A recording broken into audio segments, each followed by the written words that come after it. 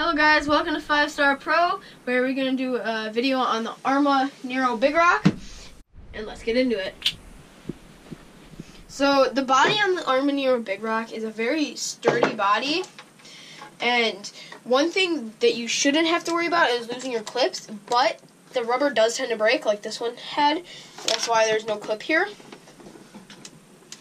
And then I also added a GoPro mount here for my GoPro. So a nice feature about this body is the thickness. As you can hear, it's very thick. Yes, you get a lot of scratches. The only thing I wish they had done is painted it from the inside, because they only painted it from the outside, and you can see through the body here. Now into the chassis. So this is the chassis. It houses everything, and everything is in this thick compartment here, so it's all in one area and will not get hurt. So you don't really have to worry about your shocks with this vehicle because the shocks aren't integrated. But one thing you do have to worry about is the part right here that connects the shocks, especially in the front, right here.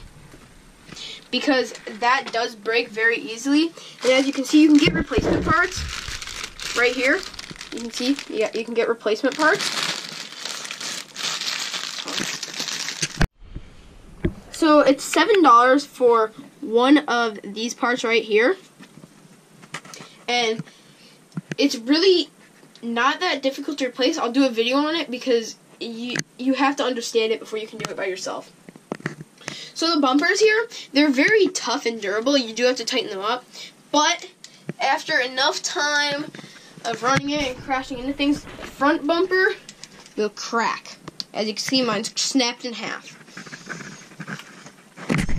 So when we get into the fact about this, they have skid plates that cover here, so you don't have to worry about that, but you're going to be spending a little bit more than you'd be spending for a packet of those, which will last you a long time. So it depends on if you're a rich man. So you need 2 batteries to run the arrma Nero Big Rock, but you can run it either on 2S or 3S LiPos. You cannot do 5S. And if you want to figure that out, I'll have my buddy do a video on it because he did that. So the buttons here, the red button right here, you push in and pull down in this little area right here to pull out the battery compartment here. The battery compartment can hold a very big battery, as you can see, and I still got space to wiggle. And when you make sure to clean this, because it does make it so that it doesn't want to shut correctly. See, is mine shut there? But sometimes it'll stay down like that and doesn't want to shut.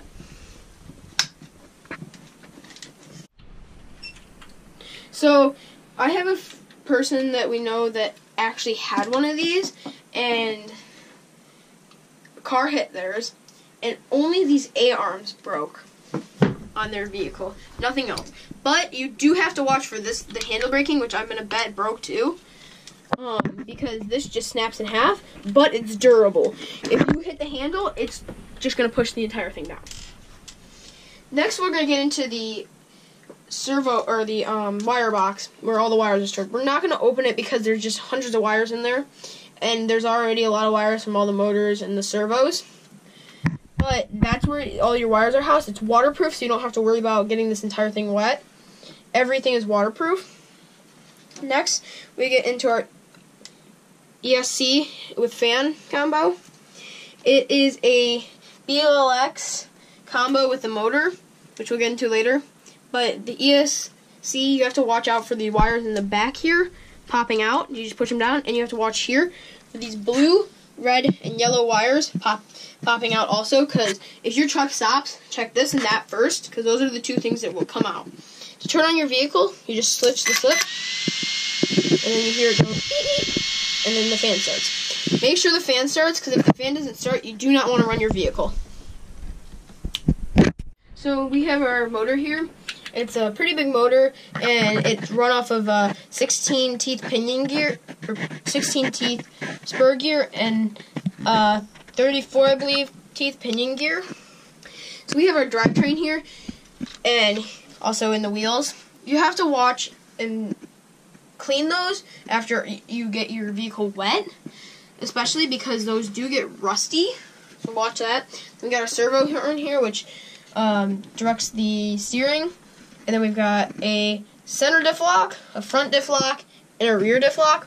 So with the diff locks, you have to be very careful, and I'll talk about this on the controller later, because just when you switch the diff locks on, if you hit full gas, right away it will break your diff locks, and this is the controller here. So underneath here we've got skid plates that cover this. The skid plates are tough, so they won't scratch up motor, but you do have to watch it, because as you can see here, when you put the skid plate on, rock can go through these areas, and if rock gets in and hits that spur or pinion gear, your vehicle will be done, and you'll have to get it replaced, because the fact that if you miss a teeth, it skips the rotation, and your vehicle just doesn't work at all. And so with the tires, you have to maintain them every time by oiling the rims right here and on the outside rims. And you also have to oil the ball joints in here and clean those, because those get very, very dirty. Look my finger from just wiping them. And I did a cleaning of this vehicle 2 days ago. So a fact that I forgot to mention about the beginning of the vehicle is when you put on these clips, they're very hard to get on. You have to angle it like perfectly in there and slide it on, and it's tough to take off. That's why you want to grab it right here, not here, otherwise that'll break. So the tires aren't very easy to take off, but you can take them off. There's a black nut right there, not the red one, the black one on the outer side. But you have to yank hard to get them off. You don't really have to worry about breaking it, because what I do is I put it on the ground on its side. I put a foot right here and yank on that to get it out, because it's really hard to get out. So next up, we got our instruction manual here with the tools. It includes, this is the nut to take off the wheels, and then all these Allen keys to take off everything else. And the instruction manual, which tells you how to maintain your vehicle. So this is the controller. It is pretty basic for the most part. They have the differential brains right here, the wheelie mode, drift mode, and climb mode, and then speed mode, the regular mode. So one thing about this controller is right here. You will notice these two little buttons. These are for a winch and or a plow or some lights. It depends on what you decide to add, but those are for accessories. Thanks guys for joining us on the adventure learning about the arrma Nero Big Rock. Shout out to my friend Andrew from Andrew's RCs, my best friend. Shout out to my brother who's behind the camera. Ironically, his name is also Andrew. Please leave a like, comment down below, and subscribe.